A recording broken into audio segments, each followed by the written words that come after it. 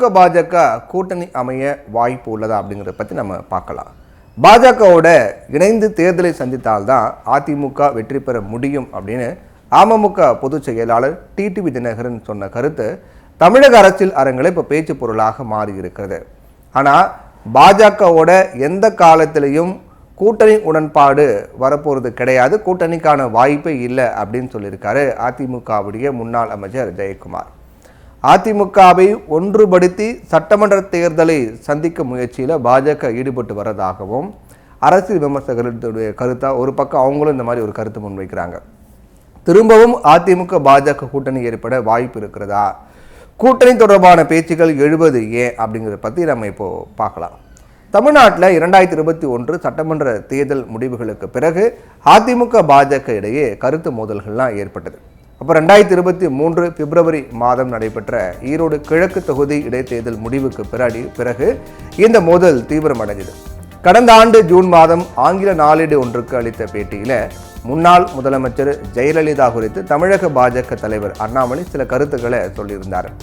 சொத்து குவிப்பு வழக்கில் ஜெயலலிதாவை தொடர்புபடுத்தி அவர் கூறிய கருத்து அதிமுக வட்டாரத்தில் அதிர்ச்சியும் பரபரப்பையும் அதிருப்தியும் ஏற்படுத்திடுச்சு.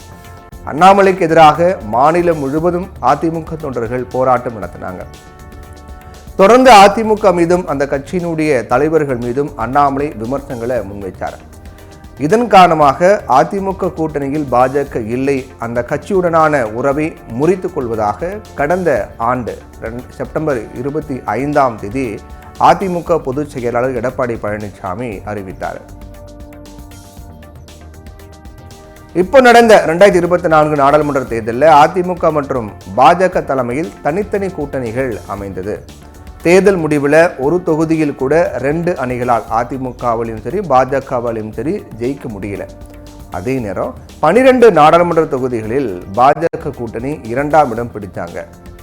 இந்த சூழ்நிலையில் அதிமுக பாஜக கூட்டணி தொடர்பான பேச்சுகள் மீண்டும் எழத் தொடங்கியிருக்கிறது.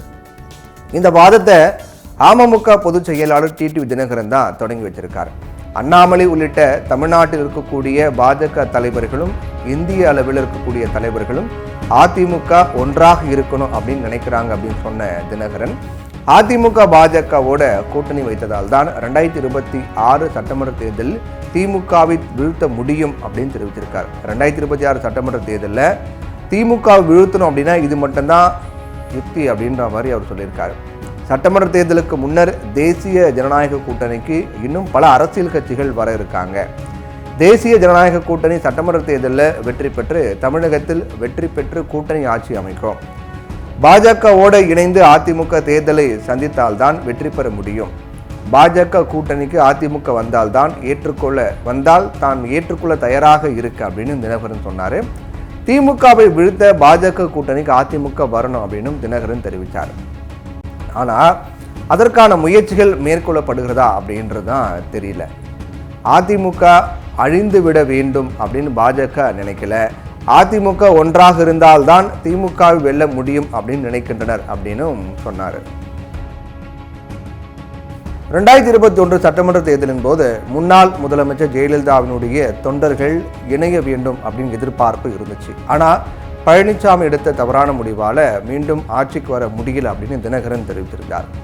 திமுகவுடைய தேர்தல் வெற்றிக்கு மறைமுகமாக எடப்பாடி பழனிசாமி உதவி செய்யக்கூடிய வகையில் செயல்பட்டு வரதாக கூறிய தினகரன் 2024 நாடாளுமன்ற தேர்தலில் பாஜக கூட்டணியில் இருந்தோ அதிமுக தரப்பில் வேட்பாளர்களை நிறுத்தாமல் இருந்திருந்தால் பல தொகுதிகளில் வெற்றி பெற்றிருப்போம் அப்படின்னார்.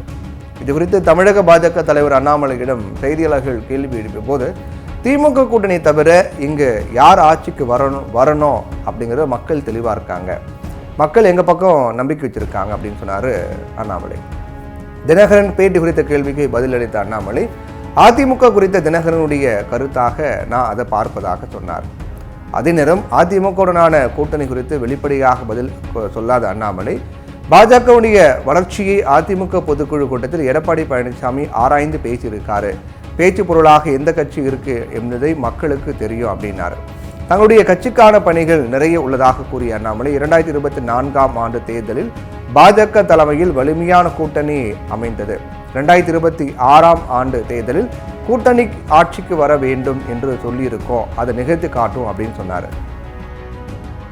தமிழ்நாட்டில் இருக்கக்கூடிய பாஜக நிர்வாகிகள் எல்லாரும் மேலாளர்களாக மட்டுமே இருப்பதாக இங்க இருக்கக்கூடிய பிராந்திய கட்சிகள் நினைப்பதாக சொன்ன அண்ணாமலை, டெல்லியில என்ன முடிவெடுத்தாலும் தமிழ்நாட்டில் இருக்கக்கூடிய தலைவர்கள் சொல்றதை கேட்டுதான் முடிவெடுப்பாங்க, அதை பிராந்திய கட்சிகள் புரிந்து கொள்ளணும் அப்படின்னாரு. தங்களுடைய தலைவர்களை கடுமையாக விமர்சித்துவிட்டு இப்போ அண்ணாமலை மென்மையாக பேசுவதை அதிமுக தொண்டர்கள் ஏற்க மாட்டாங்கங்கிற மாதிரி தான் இருக்கு.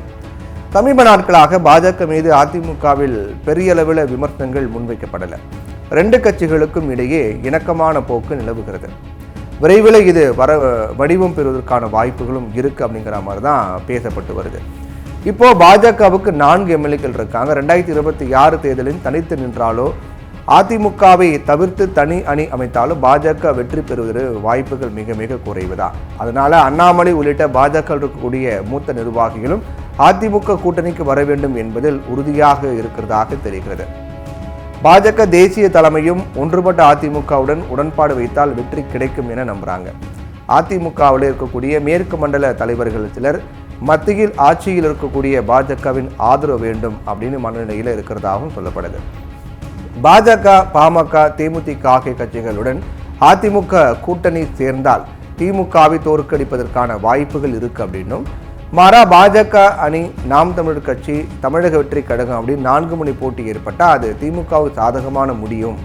அரசியலில் விமர்சனங்கள் அப்படிங்கிறது காலப்போக்கில் மாறிடும். யாரும் யாரையும் கடுமையாக விமர்சித்தாலும் தேர்தல் நேரத்தில் வெற்றி எந்த பக்கம் என்பதை தான் பார்ப்பாங்க.